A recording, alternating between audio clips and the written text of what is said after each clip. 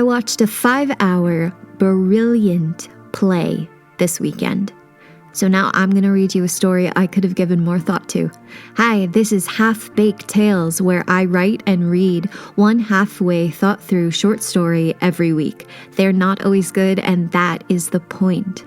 Last week's story wove together elements of the Dancing Plague folk tales and 1930s American dance marathons.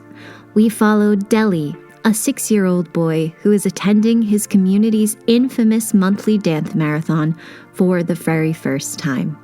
This week, I'm continuing on with Deli's story, so go back and listen to last week's episode to catch up if you missed it, or if you'd rather go into part 2 blindly, here is a synopsis to bring you up to speed. Deli's father, Graham, won the last dance marathon, which means he and Deli now get to attend the event as audience members. Deli is the only child in a crowd full of adults, which seems to disturb the woman sitting next to him. The marathon is held in a circular tent, and the audience are required to wear noise-canceling headphones.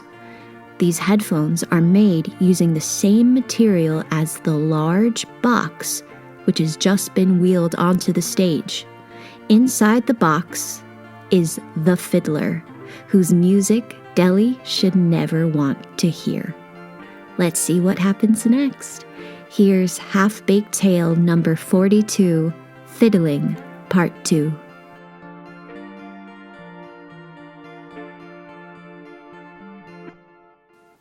A staticky crinkle of radio waves came through Deli's headphones. He once again gripped the domes encasing and protecting his ears, ensuring no gaps were left uncovered to allow outside sound to enter. He listened closely to the sounds coming from the tiny speakers within the headphones. A broadcaster was tapping on the microphone, and he heard some distant voices whose conversation was too far from the mic to understand. Excited, Deli scrambled around in his seat to face away from the stage. The top of each audience section ended with a large window, through which Deli could see silhouettes of audience members milling around with drinks in hand. The box seats, the most expensive and comfortable seats in the house. Only the richest audience members could afford them. Most could never dream of stepping foot inside, though everyone knew everything about them. A ticket for a box seat didn't just provide food, drink, and a seat, as the regular seats did. It provided an experience.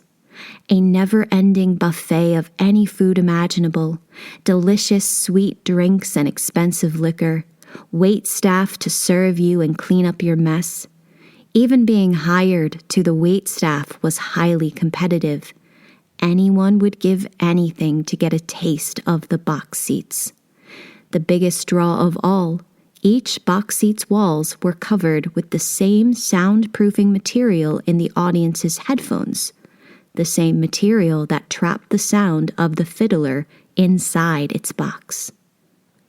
Audience members in the box seats got to enjoy the marathon, their delicacies, and chat happily together without those cumbersome headphones and without the fear of the fiddler's music seeping into their ears. There was absolutely no risk, only reward. In Deli's headphones, an orchestra started tuning up.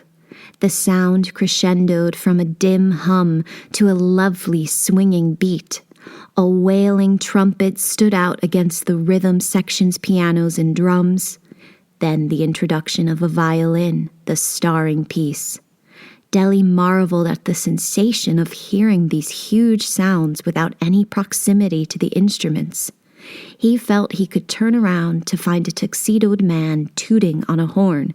He was sure the thrumming bass was being played by the audience member sitting just a few seats down. The sweet voice crooning the tune's melody could be coming from his father himself.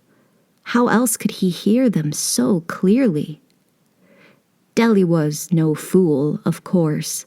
The many marvels of the dance marathon headphones had been spread meticulously through his classroom. The headphones conveyed a radio broadcast directly to the audience's ears, an amazing feat of technology not seen anywhere outside the dance marathon itself. It was more amazing than Deli could ever have imagined. The singer's voice faded out and the music dimmed to background noise. The crackling static of the broadcast microphone started again, followed by the smooth voice of the announcer, or, as he was commonly known, the broadcaster. Good evening, ladies and gentlemen, broadcasting live from your 215th dance marathon.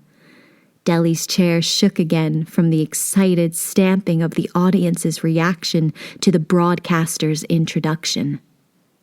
The broadcaster's voice preached in his ears, holding most of the audience captive, but Deli continued his search of the box seats behind them. He scanned around the circle, eyes skimming over the groups of box seat audience members, paused in their private rooms to listen over loudspeakers to the broadcast. All around the circle he searched until his eyes landed on one window with the word "recording" glowing red above it. That's where the broadcaster hid, with his band and perfect view of the dance floor. From there, he'd keep score on the marathon contestants, catch any dancers who were slacking, and spin stories of their lives and purpose for competing. The audience loved to know the hardships each contestant endured, and the broadcaster's job was to keep the audience happy. Deli tried to picture the broadcaster sitting in that recording room, his brown suit and long red tie, his circular glasses the size of coins, his hairline that looked to Deli like a very rounded letter M. That was how Deli had seen him 1 month ago when the broadcaster had come to interview his father, Graham, in preparation for the dance marathon Graham would go on to win. Deli had peeked at them through the bars of their house's crickety staircase, careful not to move and alert the two men of his presence.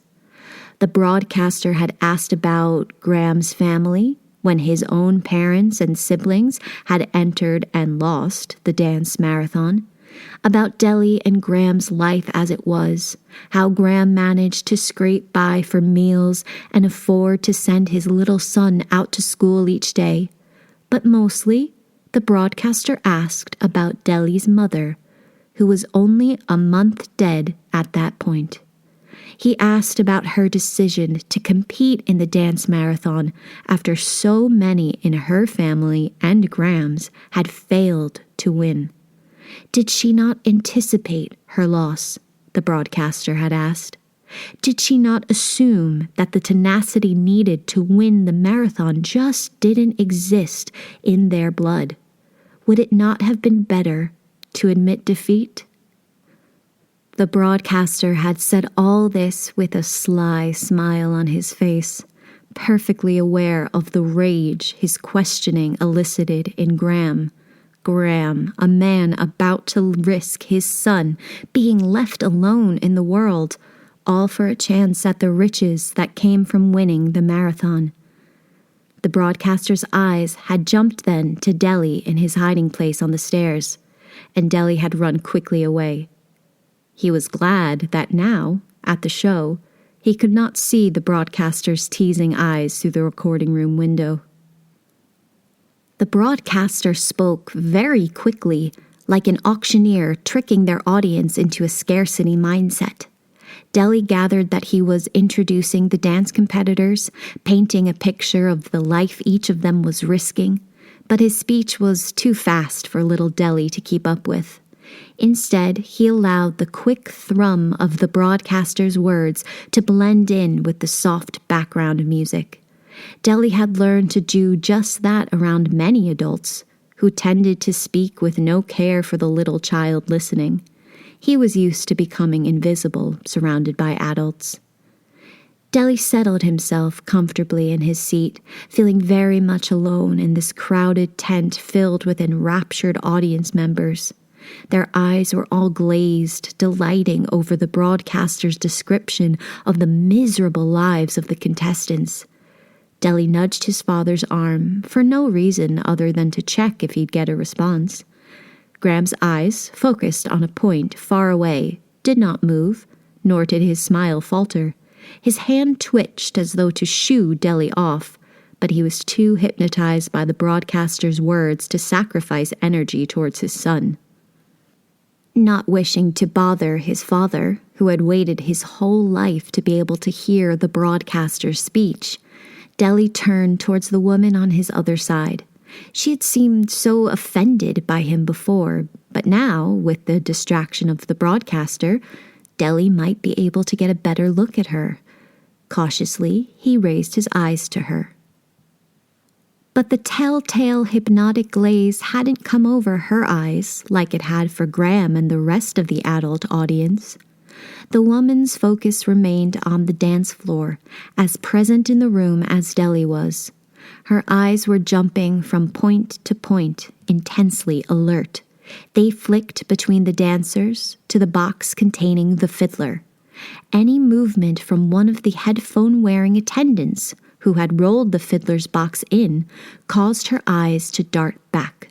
She was focused on them, the fiddler's box, the dancers, and nothing else. The broadcast failed to hold her attention at all. When the broadcaster cracked a joke and the audience erupted in laughter, she did not even flinch. When the broadcaster told a teary story of a dancer who'd lost their child and the audience's lips quivered, her face remained stony. And when the broadcaster blared the starting siren, a piercing sound marking the marathon's beginning that made every audience member, including Deli, jump, she remained as calm and focused as ever. Not as though she didn't care, but as though she hadn't heard anything at all. The attendants surrounding the fiddler's box moved into action at the sound of the siren. The woman's shoulders stiffened, her eyes bulged out of her head.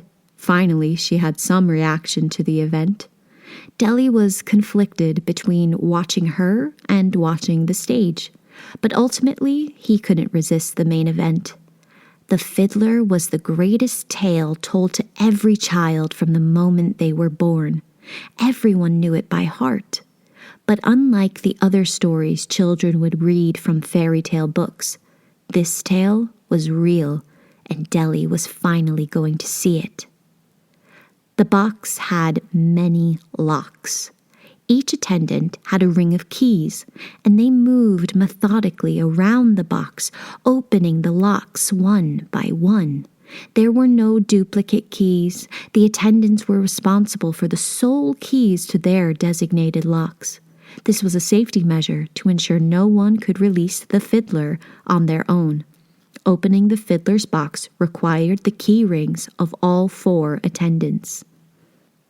When the last lock fell open, the 4 attendants stepped back.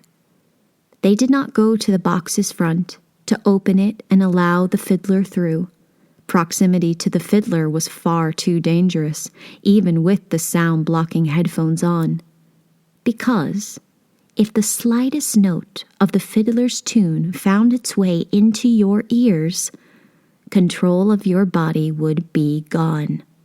The music would take control of your muscles, thrusting them this way and that, and not release them until or if the music stopped. It was the greatest terror and amazement of Deli and his classmates. A magical fiddle who made you dance and dance and dance, leaving the last strongest person standing. The person who outdanced everyone else, who could stand up against the fiddler and their tune. That person was deserving of a life in the higher social class for themselves and their family. Graham had proved himself worthy, even if Deli's mother had not. No, the attendants needn't open the box fully for the fiddler to exit. She was as propelled by the music she played as any who heard it. It kept her under a spell. Those who heard the fiddle's tune could not stop moving, But just the same, the fiddler who played it could not stop playing. She played constantly, never ending, until she herself dropped dead. Then the magic of the instrument would call to the next fiddler. That person, hypnotized by the fiddle's call, would be drawn to it, pick it up, and become the next fiddler, doomed to play until their death, doomed to scrape their fingers raw from the constant pressing of sharp strings, doomed to seek out an audience to hear their damning tunes. Deli saw her feet first, clad in dirty and torn boots. They nudged the entrance to the box open and then proceeded down the ramp laid out for her descent to the dance floor. She had been the fiddler for 1 year now and still wore the blue nightdress she'd been wearing when the last fiddler died, when the fiddle's magic had resounded in her head and she had dropped her nightly reading on her bed to follow its call, regardless of her will. The dirt and grime of the winning dancers' outfits were nothing compared to the state of her dress. The dancers moved uncontrollably for 1 month. The fiddler's efforts had been unceasing for an entire year.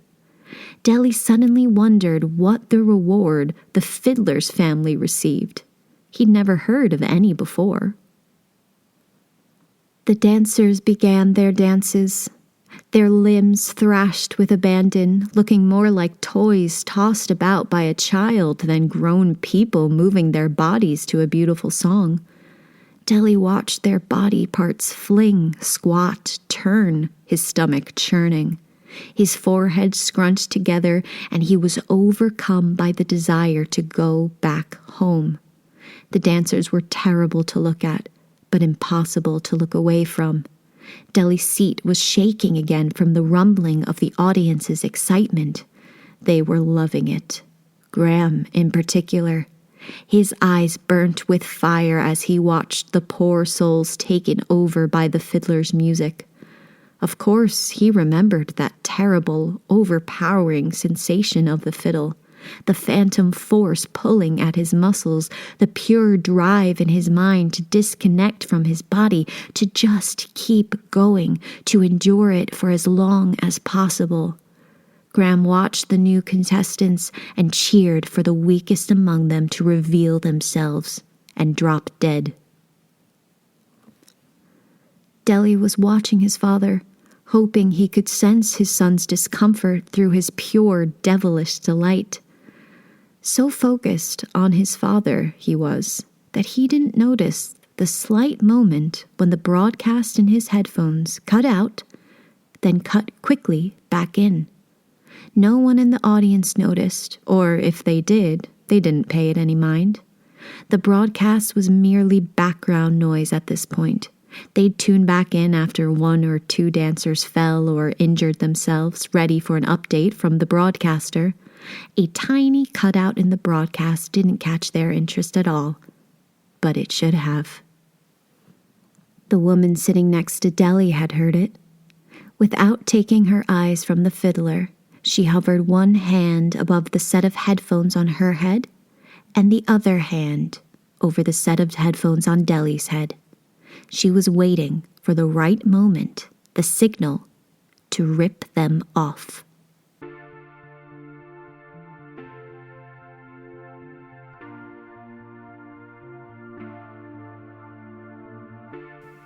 That was Half-Baked Tale number 42, Fiddling, Part 2. If you listened to last week's podcast, you'll know I'm not thrilled with the title of this story. Titles, I think, should add to the audience's understanding of the piece. It should direct their attention towards the important details. Like, here's a random example of what I mean. So, the kids' TV show, Gravity Falls, is about twins spending their summer adventuring in a mysterious town called Gravity Falls. If the show was titled The Adventures of Dipper and Mabel, I'd think the trajectory of the narrative would be about the character development of these kids. But that's not what the show is about. The core of the show, slowly revealed over 2 seasons, is the truth at the heart of the deep mystery of the town. The title asks the audience to consider the town as a whole narrative thread itself, while a title like The Adventures of Dipper and Mabel minimizes the audience's focus on the 2 main characters. Fiddling doesn't do much for this story, except maybe drawing the audience's attention to the fiddle and the fiddle player. It seems more like it should be a chapter title more than an overall title. Whatever, I'll work on it. I had intended to conclude Fiddling in part 2, just like last week. I still know what happens next and the ending I'm building to, but I just wrote too much, which is a happy predicament to be in. I had been going for about 3 hours. I needed to start thinking about heading home from the library, and I knew the podcast would end up being far too long. So next week should mark the first part 3 I have ever written for Half-Baked Tales. If I'd write part 3, which I'm sure I will, because I'm quite excited to finish it up. As predicted, I did a lot more reading about the 1930s American dance marathons while I was writing, which may also factor into how long I was in the library writing. To recap from last week, these dance marathons started popping up after the 1920s and then gained a lot of popularity when the Depression hit in the 1930s. Dance marathons provided food, they provided drink and shelter to not only the contestants, but the audience members as well. So financially desperate people at the time, they were very attracted to them to either compete for the prize money or to come and have a warm place to eat and drink. Now, these marathons could go on for days, and all these people had to do was pay an admission fee, and they could stay for as long as they like. And now that's just the audience. The dancers were fed as well, but the draw to compete was the huge monetary prize, which was basically one whole year's wages. At the time, it seems like that was $1,500 to $2,000. Now, these people were so desperate to win, they were willing to stay dancing for weeks or months at a time. That's how long some of these marathons went on for. Not simply hours or a whole day, full weeks. The University of South Carolina's Moving Image Collection notes that one marathon had dancers going for 2,664 hours. I cannot stand up that long. There's so much to say about these marathons, but one thing in particular inspired my direction for the story. Okay, dancers, in some marathons, in most marathons it seems, were permitted 1 5-minute nap every hour. Okay, 1 5-minute nap an hour. For these naps, beds were wheeled on stage for them. Now, this wasn't for the contestants' benefit. This was allow paying audience members to continue watching the contestants as they napped. It was a draw for the audience. They wanted to see the suffering of these dancers. So the organizers didn't want to take away the spectacle for even a second. There's an apparently very, very great movie exploring all this. It's called They Shoot Horses, Don't They? I've had people recommend it to me. It looks really fantastic. It's based on the novella by Horace McCoy. It stars Jane Fonda, and it fully explores the inhuman conditions of these marathons. I intended to watch it last Friday, but I couldn't find it, so I'll be searching for it this week before I finish part 3. Another little nod in terms of my writing inspiration goes to Ambrose and his orchestra, a dance band from the 1930s, though they were English and not American. I listened to a compilation of their songs nearly twice through while writing. It's a YouTube video about 2 hours long, and I'll put the link in the show notes. It was really nice. It greatly influenced the details that I went into, the characters I described, and the general pace of the story. The impact of my writing by this playlist, by this very stylized playlist, makes me think I should curate the music I listen to while writing every week. Usually I just put on like a focus playlist, just like binaural sounds, just to occupy my ears and minimize distraction. But maybe boring binaural sounds are hindering more than helping. If you enjoy these stories and this chat, please like, comment, follow, or review on whatever platform you listen on. Half Baked Tales is currently available on Substack, Spotify, Apple Podcasts, and YouTube. And in this early stage, the goal is to reach new people and find my audience. Particularly, if you have a Substack, please follow me at Half Baked Tales. Engaging with the podcast helps other people see it. But better than manipulating the algorithm is word of mouth recommendation. If you know someone who loves short story or audiobooks, who needs to do some more reading, or just loves a bit of casual imagination, send them my way. As ever, thank you so much for listening, and I will see you next week.